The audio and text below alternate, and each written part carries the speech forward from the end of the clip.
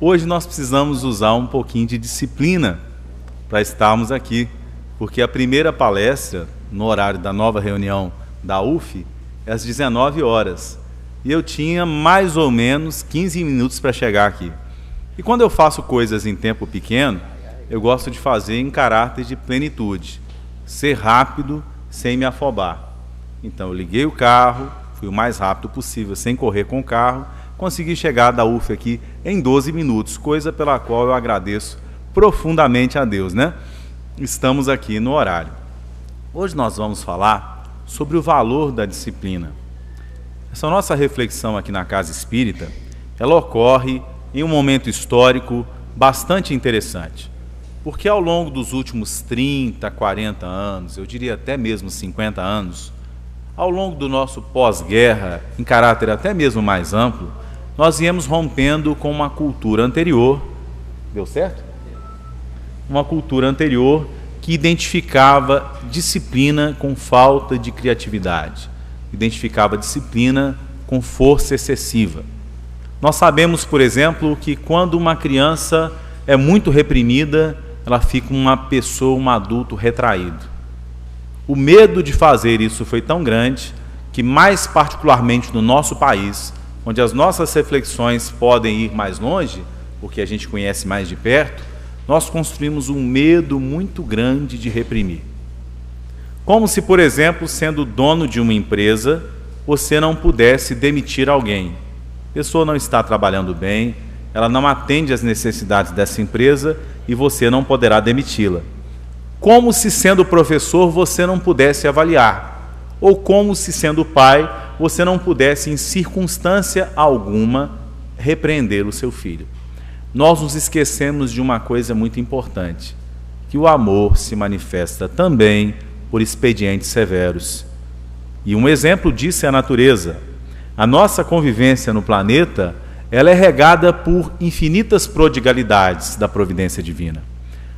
Ao nascermos, nós respiramos e somos providos com alimentação muito grande de ar, de forma que nos alimentamos por dia com tonelada de ar, por semana com uma quantidade enorme.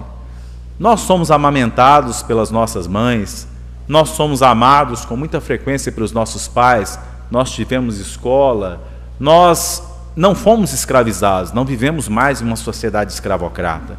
Entretanto, lá em Sendai, algum tempo atrás, uma família japonesa construiu a sua casa, o pai teve 12 filhos, uma família que eu conheço. Organizou a casa, educou os filhos. Um belo dia, veio uma onda gigante, seguida de um terremoto, e tudo o que ele havia construído se dissipou materialmente, obrigando-o a construir um outro sentido de vida, a construir um sentido, um direcionamento para a continuidade da sua encarnação. Ora, o sentido é o que dá razão à vida. É importante saber por que você vive. E dar sentido é disciplinar. E eu coloco logo ao princípio ali para a nossa reflexão a frase do Emmanuel para o Chico, logo no início do exercício da sua mediunidade. Ele entende mais ou menos o que é a mediunidade em princípio. Ele pergunta: o que eu preciso? O Emmanuel responde: disciplina, disciplina e disciplina. É possível conciliar então disciplina e amor. E para que isso ocorra bem, é necessário que a gente possa fazer como os fios que mantêm a roupa da gente. Se os fios da minha camisa fossem só verticais, vocês me estariam enxergando aqui nu. É necessário que haja verticais e horizontais, é necessário que haja uma trama. Isso é a sabedoria e o amor. Elas mantêm o tecido da vida junto, ajaezado, organizado, concatenado. Se nós temos somente amor sem sabedoria, nós somos excessivamente brandos. Nosso amor, por vezes, é piegas. O amor deve ser alcançado por vivência. O amor se amadurece. Os anos e o tempo, que é propriedade de Deus, não passam por nós em vão. É Deus quem sabe quanto tempo de encarnação nós teremos, embora nós nos iludamos com 1000 coisas ao longo da vida. De vez em quando, como ocorreu em Sendai, há tantos dos nossos operosos irmãos japoneses, cuja alma é muito forte, a vida esfacela o quebra-cabeças da vida no qual nós tínhamos colocado um sentido. E é necessário aceitar o novo sentido que Deus dá à nossa vida e buscar nele um sentido pessoal, porque Deus não subverte totalmente os nossos desejos. Ele simplesmente nos conduz a eles de formas muito diversas. Algumas dessas formas geram em nós sofrimento. De vez em quando nós somos premiados com a satisfação dos nossos desejos, mas de vez em quando nós somos frustrados em alguns desejos, em nome da realização de uma felicidade mais constante, que ninguém poderá tirá-la de nós, porque a lógica do pensar a encarnação não se restringe aos poucos anos que nós passamos na Terra, ela vai muito além. Nós vivemos uma época em que as pessoas querem muito aparecer. Então é muito comum, desde a época do falecido Orkut, que as pessoas colocavam fulana e fulano felizes. Ou então a pessoa escreve assim no Facebook: estou trabalhando muito. Ora, quem trabalha realmente muito, geralmente não diz. Porque o trabalho em intensidade, ele produz felicidade de trabalhar. O trabalho em que você está achando que está trabalhando muito, ele já foi alcançado pelo desgaste. Tem gente que chega para mim e diz assim: isso é muito comum na universidade, viu? Otávio, tem 5 noites que eu não durmo. Tem alunos que dizem isso para mim para dizer que estão escrevendo bem a tese de doutorado. Eu digo: você é desorganizado. Geralmente as urgências são causadas por atraso em alguma das etapas concatenadas do processo. É necessário que a gente se discipline para viver cada uma dessas etapas com intensidade. Nós temos hoje muita pressa, mas a pressa não significa celeridade, rapidez, eficiência. Na frente da minha cama tem pendurado uma tabuleta japonesa em que há um provérbio que diz: ser rápido sem te afobares. E eu tenho feito disso o princípio da minha vida. E, de certa forma, Emmanuel nos ensina muita coisa sobre isso. Nós vamos passear um pouquinho hoje pelas luzes maiores que a mediunidade do Chico Xavier nos permitiu, a partir da interpretação do Evangelho no comentário iluminado do Emmanuel. E o que isso pode trazer para a nossa vida de conteúdo prático, útil, vivo. De que forma cada um daquele pedacinho miudinho do Evangelho, em comentário, pode iluminar a nossa vida, pode ser lanterna para os nossos passos. Nesse tempo em que as pessoas correm muito, se você perguntar por que elas não conseguem responder. É como se você parasse a pessoa e perguntasse: por que você está correndo tanto? Porque ela não sabe. Ela não sabe por que escolheu a profissão. Ela não sabe por que se casou com determinada pessoa. Ela não sabe por que escolheu ter filhos. São aquelas perguntas do autoconhecimento escritas lá no Santuário de Delfos, das quais Sócrates fez o princípio da sua filosofia, e que indicavam um pensamento que, ao contrário do que o Instagram, o Facebook, as mídias, que aumentaram aquela tendência que nós temos de estarmos satisfeitos porque as pessoas nos elogiam, sem olharmos para dentro, para a qualidade real da nossa vida e do nosso trabalho, aumentasse. Nós temos uma vida de simulacro. Nós desencarnamos em processo de simulacros constantes, mas a desencarnação é o maior choque de realidade que pode nos alcançar. Ela quebra todas as vaidades, né? E o Paulo fala disso. Lá na Epístola aos Efésios, capítulo 6, versículo 6, ele diz: não servindo à vista como para agradar aos homens, mas como servos do Cristo, fazendo de coração a vontade de Deus. Gladson Lage tem uma música que eu adoro, é a primeira do CD Verbos. A música se chama Assim Seja. Alguém conhece essa música aqui? No começo da música, ele diz assim: Senhor, essa noite eu não te peço o tempo de fazer isso ou de fazer aquilo. Só peço a graça de fazer conscienciosamente, ou seja, por escolha consciente, o que queres que eu faça. Escolha consciente envolve aquilo que os anjos disseram para os pastores: paz na terra aos homens de boa vontade, lá na época em que Jesus viria à terra. É a boa vontade, não é a atitude do servo que trabalha por obrigação, é a atitude do filho que faz a vontade do Pai em casa e compartilha da generosidade do Pai e prepara-se para servir, e servir em caráter de alegria e de gratidão. Nós temos aqui, então, Jesus caminhando e ensinando. Um ensino peripatético, né? Os exemplos do cotidiano faziam com que as palavras não fossem simplesmente conceitos que se perdessem ao vento.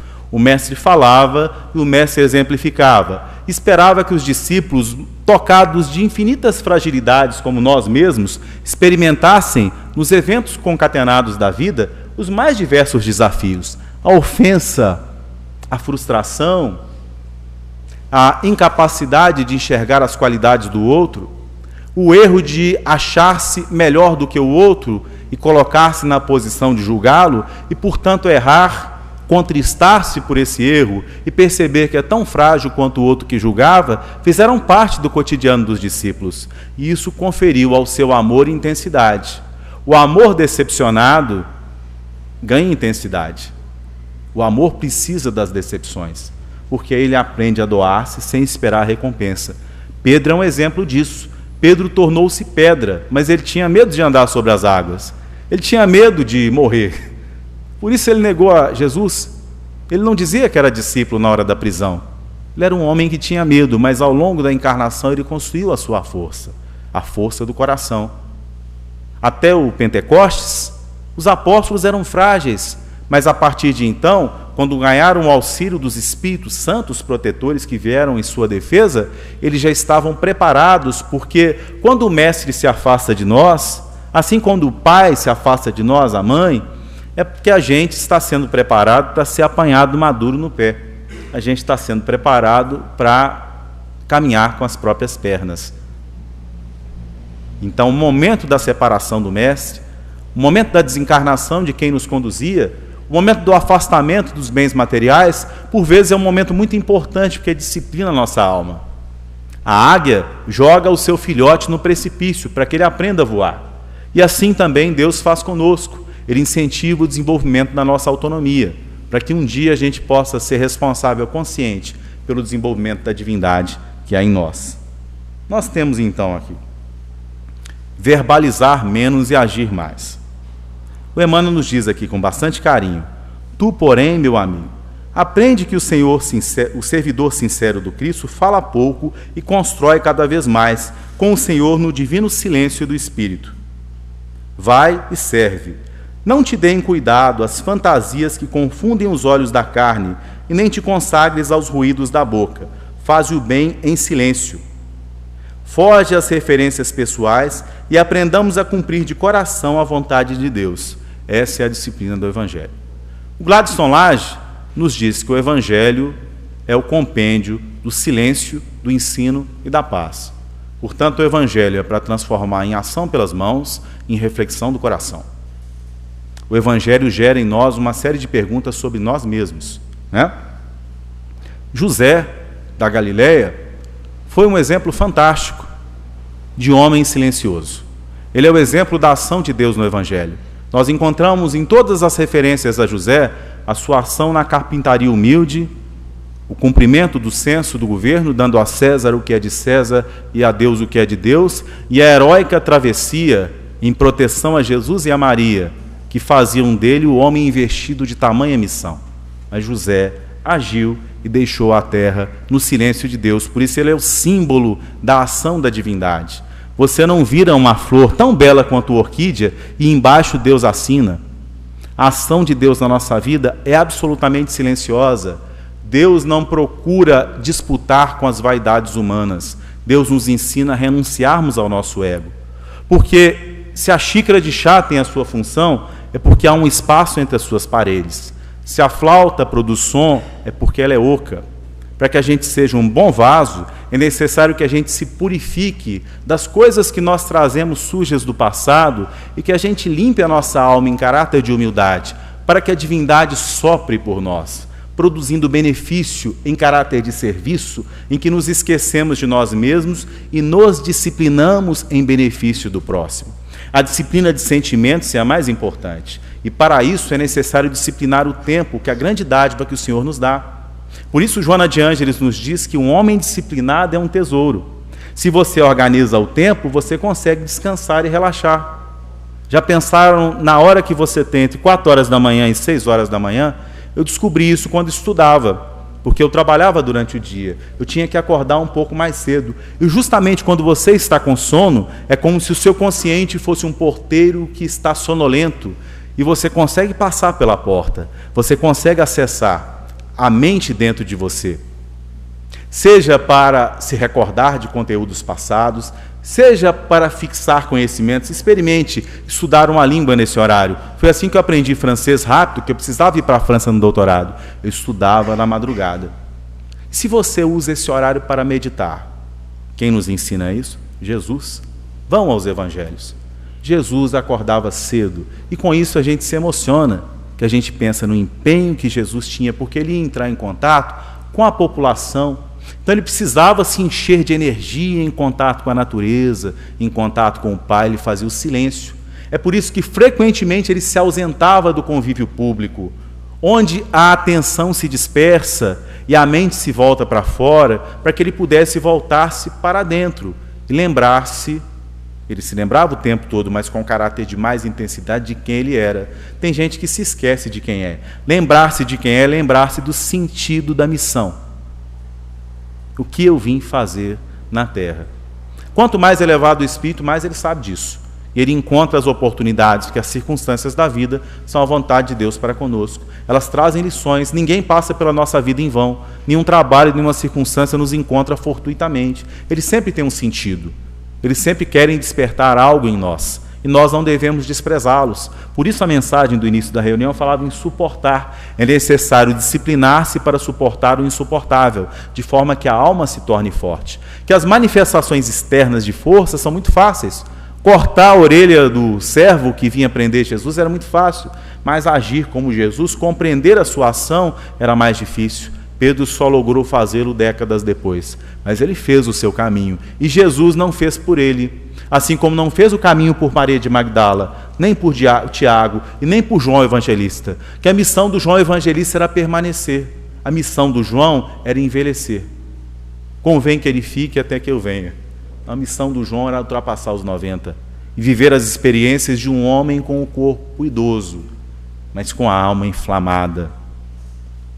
João, preso na ilha de Patmos, ele dividia o pão e comia menos para abastecer aquelas pessoas mais jovens que estavam próximas dele, de forma que antes do final da vida ele era adorado em toda a ilha, inclusive pelos soldados romanos que o prenderam. Quando ele falava, os peixes se reuniam. Quando ele caminhava, os pássaros o acompanhavam, porque João tinha em si um amor que exalava, porque ele havia disciplinado os sentimentos. Então, nós aprendemos muito, por isso a nossa resistência à palavra disciplina, que disciplinar-se é disciplinar simplesmente o corpo e o tempo. Nós hoje aprendemos a nos exercitar, a cuidarmos do nosso corpo. Aprendemos que isso é importante para a saúde, né? Mas nós não aprendemos a disciplinar os sentimentos. Algumas pessoas tentam disciplinar o pensamento e se esquecem que é o sentimento que disciplina o pensamento a longo prazo. É necessário disciplinar-se para não sentir ódio, para não sentir impaciência, para ter resiliência em relação às ofensas que nos fazem, para que a gente consiga fazer tábua rasa do passado e a cada dia reiniciar com a alma nova, aproveitando as horas matinais para o bem. Então, submetidas à celeridade das relações humanas, no moderno mundo de trabalho, diversas pessoas se veem perdidas, desmotivadas e sem energia para investir entusiasmo em valores que suplantem a venalidade daquelas coisas que a gente troca por dinheiro. As pessoas acham que estão trocando o trabalho por dinheiro. Então o trabalho sempre vai ser desgastante. Nós devemos fazer as coisas aos olhos de Deus. A primeira disciplina é essa: esquecer-se de si mesmo no trabalho e ver o trabalho a partir dos benefícios que em serviço nós prestamos às pessoas. Então um professor não vale pelos seus títulos, não vale pelo reconhecimento que ele tem dos seus trabalhos, mas pela sua capacidade de transmitir com humildade, didática, para os alunos os conteúdos. Porque tem gente que procede à semelhança de alguém que, pegando uma poça d'água, pega um pauzinho e balança para fazer as águas parecerem turvas, para simularem profundidade. Então é necessário tornar acessível. Para ser útil é necessário servir. O bom médico não é o que aparece na televisão, não é o que defende tese somente, é aquele que consegue atender a comunidade humilde que o Senhor lhe entregou. Porque atender a um homem é tão importante quanto atender a 1000, em caráter de intensidade. Qual a tarefa de educação mais importante que o professor José Otávio tem? A da sua filha. Qual a mulher mais importante da minha vida? A minha esposa. Né? Então, nós temos aquelas pessoas que estão próximas a nós, elas são um compromisso mais direto e a gente começa a encontrar o sentido da disciplina, as prioridades. Montar um foco é afastar aquilo que não é foco. Eu tenho que ter a dedicação à família, que é o núcleo mais próximo, eu tenho que ter a dedicação ao trabalho de doação ao próximo e eu tenho que ter a dedicação à profissão. Tem um monge que eu admiro muito, chamado Thich Nhat Hanh. Thich Nhat Hanh, ele é vietnamita, é vivo ainda. E é uma coisa interessante, até pelas informações que eu tenho até hoje, ele ainda estava encarnado, né? Ele foi para a França porque o Vietnã passou por muitas vicissitudes ao longo do século XX. E quando ele foi hospedado por um francês, esse francês tinha uma vida profundamente estressada.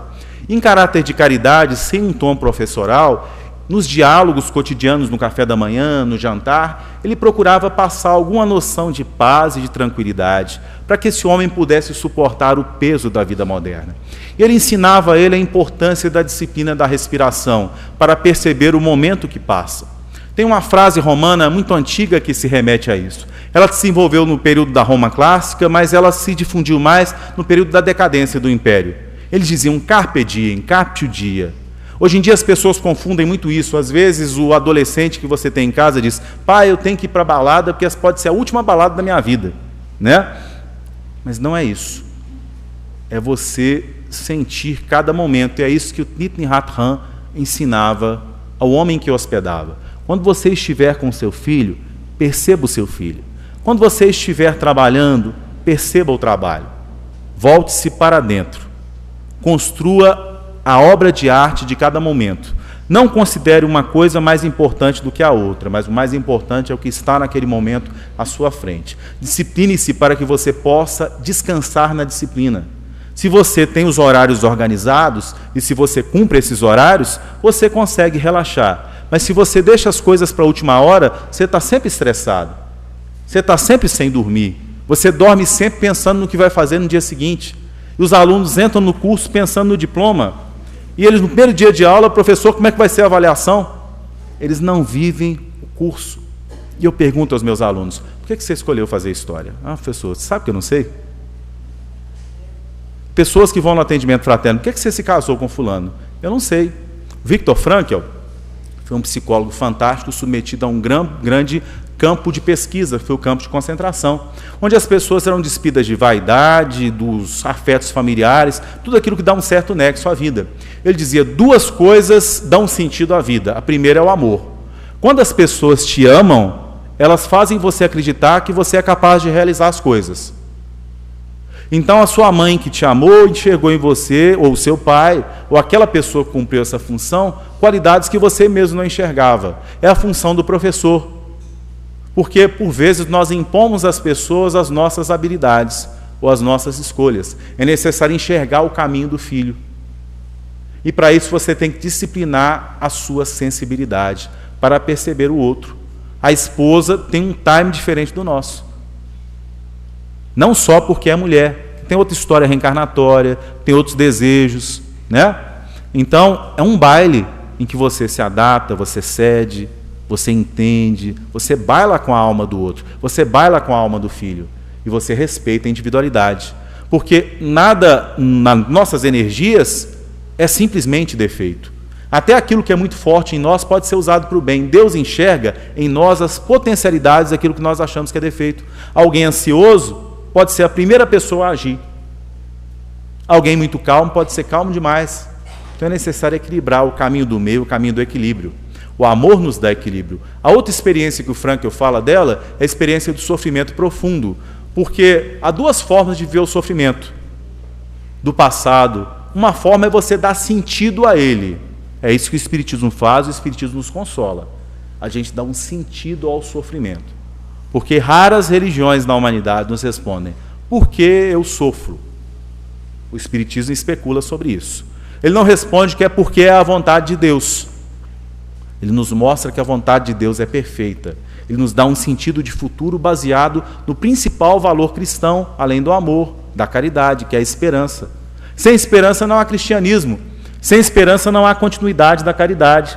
Então, o cristianismo nos traz alegria graças à boa nova de esperança, que não traz as realizações somente para esse mundo, mas para uma vida que é contínua, da qual esse momento é uma parte. Eu não vivo para desencarnar, eu estou agora vivo. Quando eu estiver desencarnado, também eu estarei vivo. E nos dizem os budistas, os 3 mundos são projeção da mente. O que eles querem dizer com isso? O mundo antes do nascimento, o mundo agora e o mundo após a morte. Nós nos projetamos onde quer que nós estejamos. Eu vivo agora a imortalidade e o tempo me é concedido para utilizando esse espaço, esse tempo e aqueles bens e talentos que são pessoas, circunstâncias, oportunidades que o Senhor disponibiliza para mim. E em caráter de disciplina e intensidade, eu consigo fazer mais com esses elementos do que em caráter de pressa. Com pressa eu me perco. A pressa geralmente gera descontinuidade. Então, para mim, a pressa não é só inimiga da perfeição, como diz o velho provérbio. A pressa é inimiga da pressa. Então a pessoa tem concomitância de atividades, mas com ausência de foco, quando não no sentido. Ele não sabe nem por quê. Porque ele faz tanta coisa ao mesmo tempo, como esse desenho bem interessante, um cartunista, amigo meu. A disciplina nos ajuda a lidar com essas coisas. A gente vai falar um pouquinho para frente por que a pressa não é inimiga só da perfeição. Ela é inimiga também da pressa. O Emmanuel nos diz o seguinte: paz no meio em que se vive, como a gente consegue? Aceitando a disciplina. Êxito na própria ação, manter-se em disciplina. Sustentação de amigos, viver em disciplina. Esquecendo ofensas, relevando, enxergando a parte melhor do nosso irmão. Você não consegue ser amigo sem perdoar. Você não consegue ser marido sem perdoar. Você não consegue ser filho sem perdoar. Você não consegue ser mãe e pai sem perdoar. Não existe um pai que não tenha sido submetido à ingratidão. Talvez só Maria, mãe de Jesus, né? Mas é uma coisa muito comum. Mas os pais perdoam. Porque as pessoas não são só aquele momento de incompreensão. Elas são uma continuidade em que elas são filhas de Deus, e o Filho de Deus tem a essência dentro de si. Nos diz Emmanuel uma mensagem muito bela: até os espíritos mais revoltados têm essência divina dentro de si, e um dia despertarão para ela. Melhorar condições, trabalho e disciplina. Condições de vida, condições financeiras, condições espirituais. Tranquilidade em casa. Cultivar a disciplina. Disciplina das palavras. Tem hora que a gente dispersa e começa a falar besteira. Já perceberam, já se pegaram falando uma besteira que ofendeu um amigo? Você falar uma coisa de brincadeira, você é utilizado por obsessores, você tem o pensamento vagabundo e infeliz naquela hora. Você tem a palavra errada, na hora errada. Por quê? Porque a mente está dispersa e sem concentração no bem. O tempo é o nosso campo a ser cultivado. Você pode cultivar uma lavoura por muito tempo. Se você perde as horas da maturação, você perde a lavoura inteira. Você deixa a praga pegar, você perde a lavoura inteira. Então, por exemplo, um casamento dura 30 anos. Alguém rompe com a fidelidade, magoa, pode botar aquilo tudo abaixo, né? O seu exemplo para com seus filhos é muito importante. Se você decepciona profundamente, você perturba décadas e décadas de educação. E até nós somos sempre observados por encarnados e desencarnados, de forma que a nossa ação é sempre direta ou indiretamente didática. André Luiz fala disso com a gente sucessivamente ao longo dos 16 volumes. Está lá no Agenda Cristã, está lá no Conduta Espírita, está lá no Obreiros da Vida Eterna, está lá no Libertação, está em todo o nosso lar, está nos Mensageiros, está no Missionários da Luz, né? Vencer na própria vida, sempre mais disciplina. Então, Emmanuel confirma isso aqui, 30 anos depois daquela experiência com o Chico. Então, exclusão do que não é foco e definição de metas e objetivos com base nas prioridades. Isso aqui é uma foto que eu tirei lá em São Paulo. Você realmente sabe o que você quer? Mas você quer para quê? Né? Então, o que tem feito concretamente para alcançá-lo? É coerente? Essas instâncias estão sendo coerentes entre si? Empenhar-se objetivamente para alcançar determinado objetivo dá à vida significado e substância. Essa frase é do Viktor Frankl. Quando você tem um sentido, né, é por isso que a pessoa tem que ter um ideal.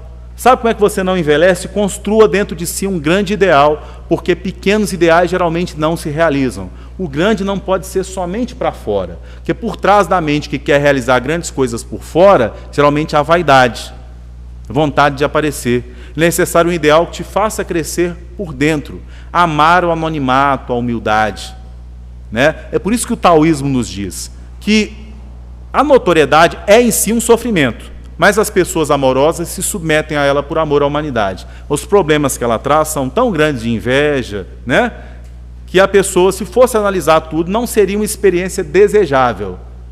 Curiosamente, muitas pessoas inexperientes a desejam. Ela é uma oportunidade de fazer bem, mas certamente não é o meio melhor de ser feliz na vida, né? A pressa torna o tempo mais longo. A velocidade da sociedade de consumo cria condições insuportáveis de competição. As pessoas respiram errado porque o próprio ritmo da respiração ele cria uma opressão no coração, nas meninges, na secreção das glândulas. A pessoa fica toda desequilibrada, né? Mesmo que as pessoas estejam próximas fisicamente, elas se sentem distantes. Tem duas pessoas próximas, uma está no iPhone, outra no outro. E se elas não conversam, perderam o prazer de conversar, perderam o prazer de se sentir. Vocês conhecem prazer maior do que dialogar com a pessoa amada? Que sentir próximo de si uma pessoa amada? Aquele tempo sempre parece, na relatividade para você, muito curto. Você queria que o tempo fosse infinito, né? E aí o padre Antônio Vieira me ensinou um negócio. Olha só que eu não tinha aprendido nada com o padre Antônio Vieira, eu tinha até um preconceito com ele. Preconceito com o jesuíta. Ele me ensinou que o amor e a gratidão diminuem o tempo. Ensinou com base nesse momento de Jesus, lá no Jardim das Oliveiras, lá no Getsemane. Ele vai dizer textualmente o seguinte: desde a hora da ceia até a hora em que Cristo subiu ao céu, a gente lembra do livro Boa Nova, lá do Humberto de Campos, né? Passaram-se pontualmente 1000 horas, sem faltar nem sobrepujar uma só. E todos esses dias que, medidos pelas horas do tempo, faziam cabalmente 1000 horas, contadas pelo relógio do amor, que Cristo tinha no peito, eram só uma hora. Por isso se chama a hora Égios, a hora sua, porque para o mundo era um tempo de 1000 horas, e para o Cristo e para o seu amor era uma hora só. E se o amor de Cristo de 1000 horas fazia uma só hora, veja quão certo é o que eu dizia, que em vez de o tempo diminuir o amor diminui o tempo. Alguém desencarnou na sua família, mas o amor faz com que a alegria do reencontro suplante a tristeza da separação. O amor diminui o tempo, o desgaste, o sacrifício. Esse é o segredo. Se houver sacrifício, se a pessoa achar que está sacrificando, ela não ama suficientemente. E foi por isso que, aparecendo após a desencarnação física, materializado para Pedro, a gente chama materializado na forma de expressão melhor, porque era o Cristo, então ele podia usar 1000 recursos, né? Ele pergunta: Pedro, tu me amas mais do que estes? Porque se ele amasse, ele conseguiria suportar o aparentemente insuportável. Ele venceria o senso comum. O amor nos leva a realizar o que nós não realizaríamos sem amar. Quem realiza é a força de Deus através de nós, né? O amor nos permite banda larga com a divindade, de forma que a gente pode ser ignorante, mas a gente se torna sábio, porque conhecimento é diferente de sabedoria. Pedro era um homem extraordinário, mas ele não tinha conhecimento acadêmico, não era um homem muito versado na Torá, mas cada uma das coisas que ele aprendia com sentimento e com exemplo de Jesus. Por isso se tornou, talvez, um dos maiores apóstolos naquele tempo, aquele capaz de reunir todos os outros e, como um pai, sustentá-los no seu coração, né? O tempo é de Deus, ele não passa por nós em vão. Todos nós estamos passando por esse processo aí, da carinha do seu bebê em casa até a cara da sua bisavó, né? Há uma beleza em cada momento da vida e cada momento deve ser vivido com intensidade, que representa um momento de crescimento espiritual. Sobre o sofrimento, André Luiz nos diz assim, essa reflexão é fantástica. Está a mentora Cipriana dialogando lá no livro No Mundo Maior com André Luiz. Quem de nós, meu amigo, poderá apreender toda a significação do sofrimento? Indagas a razão porque permitiu o Senhor atravessasses tão longa prova? Não será o mesmo que interrogar o olheiro pelos motivos que o compelem a cozer o delicado vaso em calor ardente, ou inquirir do artista os propósitos que o levaram a martelar a pedra bruta para a obra-prima de estatuária? Camilo, a dor expande a vida, o sacrifício liberta. O martírio é problema de origem divina.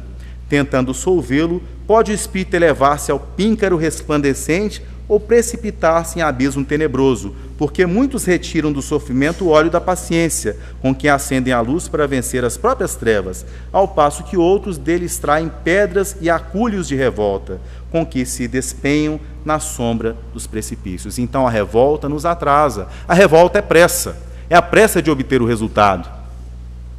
A compreensão é o amor que diminui o tempo, diminui o sacrifício, é o bálsamo da alma, é o consolador prometido, né? Então, quando a gente consegue viver o tempo em intensidade, a gente consegue a renovação. Quando a gente substitui quantidade por intensidade, a gente coloca o sentimento de solidariedade onde havia competição predatória, investe na coletividade responsável ao invés de resvalar no individualismo solitário, que gera isolamento. E o isolamento gera sofrimento, desgaste, cansaço, desmotivação. Isso acontece na casa espírita, acontece no trabalho, acontece na profissão. Todo mundo magoado, as pessoas não querem mais ir lá. Outro dia eu vi uma charge muito engraçada. Era um rapaz, já mais velho igual eu assim, e a mãe puxando ele para entrar na escola. Ele dizia, não mãe, eu não quero ir para a escola mais não. A mãe velhinha, ela dizia, não, mas vá que os seus alunos estão te esperando. Que é a situação de muitos professores, magoados, sem tempo de se dedicar para se renovarem, né? É necessário tentar ir cobrados em quantidade pelas instituições que hoje em dia produzem números para satisfazerem a números políticos. A perspectiva de um Neo Lúcio, lá nos romances históricos de Emmanuel, é absolutamente outra, né? As escolas peripatéticas gregas, em que você sentia a natureza e ensinava. Ensinar não era submetido simplesmente à remuneração. Embora ela seja importante, nós vivemos em um mundo material, mas há um prazer em transmitir, em encontrar o resultado da semente plantada, em acreditar que a semente brotará. É a fé. Quando você come, como é que você come? Você tem certeza que o alimento será digerido, não é assim? André Luiz fala que é o nosso maior ato de fé inconsciente. Você come com a certeza de que, né, se você não tiver prisão de ventre e tudo mais, né, que só Activia e alimentos vencidos consegue fazer com que você, né, vá ao banheiro. Mas fora isso, né, você crê que o seu organismo cumprirá a sua função. E a gente é sustentado por Deus, que faz tudo inconsciente do nosso organismo funcionar sem que a gente controle. Esse é o amor de Deus. Você era uma criancinha, você venceu a força da gravidade, igual essa planta que está aqui fora e cresceu. Olha, por que a pressa é inimiga da pressa e não apenas da perfeição? Alguém já tentou bater um martelo aqui com pressa e arrancou a cabeça do dedo, ou então a unha? Já aconteceu com o nosso ex-presidente da República, né? Então você gasta o dobro de tempo. Uma vez eu fui fazer um kata de karatê com pressa. Eu fiquei 2 anos parado. Voltei a treinar bem tempo depois, né? Se você faz com caráter de intensidade, sentindo cada movimento, sem pensar no que você vai fazer, fez antes, sem pensar no que você vai fazer depois, você está intensamente naquilo. Se isso vale para o atleta que se movimenta em consciência dos seus músculos, da sua movimentação, para que o seu corpo acompanhe o seu cérebro, imagine para as ações do bem, para um passe magnético em que você faz o seu coração funcionar com seus centros, chakras, para transmitir energia, e que você sintoniza, numa reunião mediúnica em que você precisa de fraternidade com os companheiros, que você precisa chegar mais cedo, para você sentir a reunião, não em quantidade, não adianta ter muitas reuniões, mas que você tem uma reunião na qual você sente, você se dedica, você vê progresso da sua mediunidade, você vê progresso sobre as suas imperfeições, né? É assim no trabalho, é assim na casa espírita, é assim na evangelização infantil. Como dar aulinha de evangelização com pressa? Porque a tarefa de quem educa é a paciência, é a tarefa de quem cultiva um campo. Daí a palavra cultura, cultivar, né? A covardia é um defeito tão grande quanto a impulsividade. Quem diz isso pra gente é o Emmanuel. Então o coração temerário, né? É o apressado, o precipitado, e o coração covarde, todos dois são exageros. necessário alcançar um meio. Ambas levam à perda de uma grande lavoura cultivada com carinho e esforços. Então é necessário cuidado no começo e cuidado no fim, e cuidado no meio. A satisfação não pode estar na realização final, ela tem que estar no processo, ela tem que estar no dia a dia, né? Espere com paciência e ataque com rapidez. Então é necessário esperar e saber a hora de agir. Para a gente fechar aqui já, eu adoro esse cara, o Jigoro Kano é o cara que criou o judô. Dois japoneses que eu gosto muito. Morihei Ueshiba criou o Aikido e Jigoro Kano. São pessoas que encontraram um caminho, mesmo em meio a um Japão completamente desorganizado, para criar cidadãos pacíficos, em meio a um país extremamente guerreiro. E eles falaram, depois da derrota do Japão na guerra, Morihei Ueshiba ensinou o povo japonês a perdoar. Portanto, para mim, foi um dos maiores cristãos que nós tivemos na história da humanidade. Ambos falaram de não violência. Ele dizia assim, para os seus alunos: se por vezes é permitido ter excesso de zelo e concentração, isso sempre acaba por tornar-se uma fonte de perigo. Ou seja, né, quando você é virtuoso, mas a sua virtude é como gelo, duro, você não consegue ser flexível. Você tem um padrão que não se adapta. Primeiro a inteligência e depois a sensibilidade.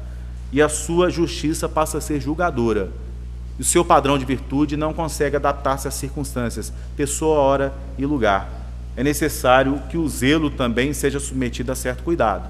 Porque se você acha que só uma coisa é certa, você envelhece naquilo e não é capaz de enxergar o novo, né? E aqui no final, como disciplina principal da nossa alma, tem um mestre antigo citado por Emmanuel lá em A Caminho da Luz. Quando ele vai falar do Confúcio, do Lao Tzu diz assim: romper o ciclo de revires. Pagai o mal com o bem, porque o amor é vitorioso no ataque